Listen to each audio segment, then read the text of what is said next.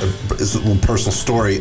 In how I got introduced to you is that I was nearing my 40s, and I had the same kind of weird feelings started happening. I started experiencing some symptoms that I knew weren't right. Unusual.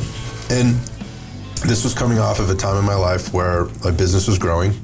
I was training very hard to compete athletically. Right. I was working out a lot, right? And my probably undereating, grossly undereating, but to some people it would look like, how can that be undereating? Right. But to me, I was probably a little imbalanced because I was working so much and training so much, 3 hours, sometimes 4 hours a day training, doing what I was doing.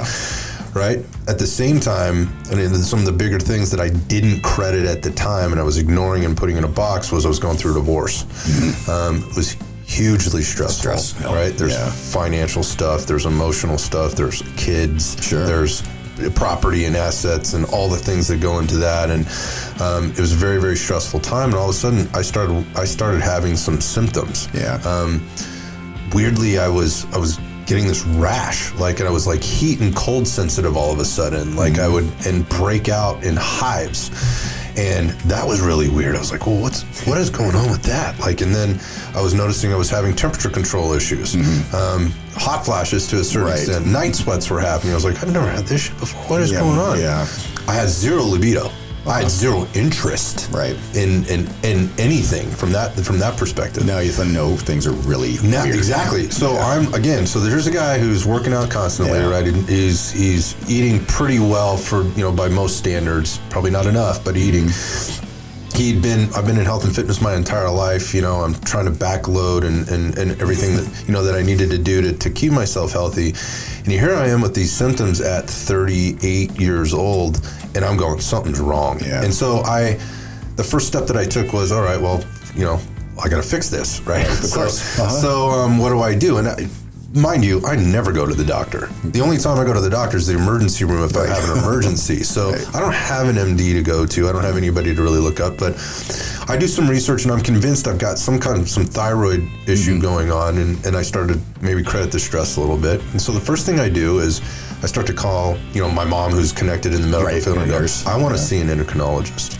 I want somebody that can dig into what's going on with me, potentially hormonally and chemically. So you want to pass go and go right there. I was just let's find out. I want the answer, and I want it now, right? I want to know, do I need to do something different? And I, whatever. So I schedule, I do some research, and I schedule an appointment. I get in, and I'm given some blood tests and urine tests, and I come back, and I get this blood test back, and I'm sure I'm going to have answers, right? Yeah, no. Well, first off, walking into the office, I got some funny looks because, I'm a big guy, right? And, and I'm... What's he doing? Exactly. The first thing that happened was I went in and they tried to put a baby arm or blood pressure cuff on me. So when I walked in, they're like, your blood pressure's really high. I'm like, that's for an infant. I'm a grown person. Can we redo it again? Right? Because, you're right. So we put another one on and it was fine. So then I go on, I'm like, this is not getting off to a good start. And then next thing I know, I've gone through the blood test and I'm having the consultation with the doctor, and he's asking me some questions. He's like, so what kind of supplements are you taking? And I'm like, man, I have a protein powder that I use. Interesting question. Right? And occasionally I use a pre-workout type of thing and I had been doing that because I couldn't get up for my workouts. So that was new for me. So I was throwing in, this beta-alanine and, arginine and things like that, and with caffeine, and I was just trying to get up for my workouts because I wasn't feeling good. I was losing the drive to do that. And he's like, okay. And so he starts going through my blood tests. Right? And, I immediately want to hone in on the first things, what does the thyroid panel say? What does the testosterone panel say? Well, the first thing he says is, well, I think there may be something in your supplements. Are you sure that's all you're doing? And I was like, dude, I hear where I've been going through this my entire life. No, I'm not doing any steroids. I'm not doing anything illicit. There's nothing going on in the back end here. I'm telling you, this is, I'm giving you everything I got. I want answers. So anyway, long story short, he starts going through, well, see, your thyroid's normal. Well, what I recognize is all he ran was the TSH panel. You're fine. Your thyroid's fine. At the time, I was like, okay, I'm taking that as an answer. But then he gets to the testosterone level, and he says, well, you're normal here. Well, on this particular scale, my testosterone was like it was like 136, right? On this particular thing. Yeah. Oh, yeah. And so I'm going, well, that doesn't seem right. But he's saying I'm normal because I'm not flagging below the reference range. The reference range was like 135. Yeah. Right. Like I am so low. Right. And then the next point now I get into the estrogen levels, and the estradiol level was like towards the top of the marker, but not quite flagging over the top. And he goes, so you're actually fine, but this could be, so what this looks like to me is you might be having an allergy to something, with the hives and whatever.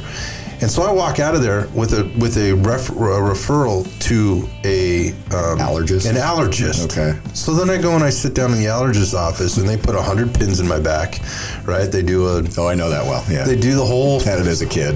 Right. So I go through all that, and what happens? Oh, you don't have any allergies.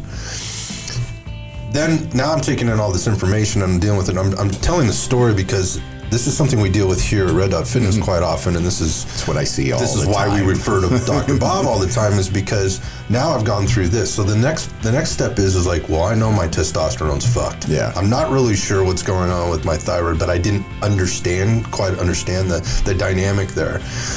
Now I understand this is not right. Well, I need testosterone because this is a problem. Yeah. So how do I get that? Well, I knew enough people that I could make some phone calls and probably get some, but I didn't want to do it that way because I don't need it mixed in somebody's garage and then wind up in me, or whatever. I didn't want to go that way. And I wanted help. I didn't want to at this point, I didn't want to try to do it on my own. I wanted to do this legitimately. So I make some more phone calls and I get hooked up with the urologist. I remember, yeah. So I go to the urologist, and the urologist says, okay, we're going to run some blood tests. I go through the whole thing again. He goes, yep, your test is definitely low. Okay. And so here's what we're going to do. He goes, the first thing we're going to do is we're going to put you on the gel, right? And you're going to try that. We're going to do that for 30 days. And then after that, the options are you could go to some injections or you could go to pellets.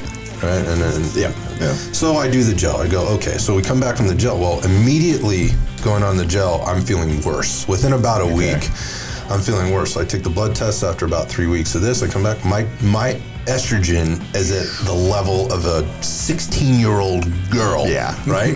And my testosterone level is not budged. Yeah. Right. It's only made. Just converted everything. He's just thrown shit at the wall. Yeah. Right. It essentially made my situation. Now I'm like, I'm getting upset. Yeah. And this isn't helping my overall problem as I'm learning, right? So then it's like, well, here's your options. And ultimately I'd gone to testosterone pellets. Yeah, I remember. Yeah, and the long story short on that is there was more throwing shit at the wall, and without understanding or without a full awareness of what my entire condition was. Yeah. And it didn't make it better, it made it worse. And I went through all kinds of things before I finally made it into your office. Right. And I share that story because I think it's very typical.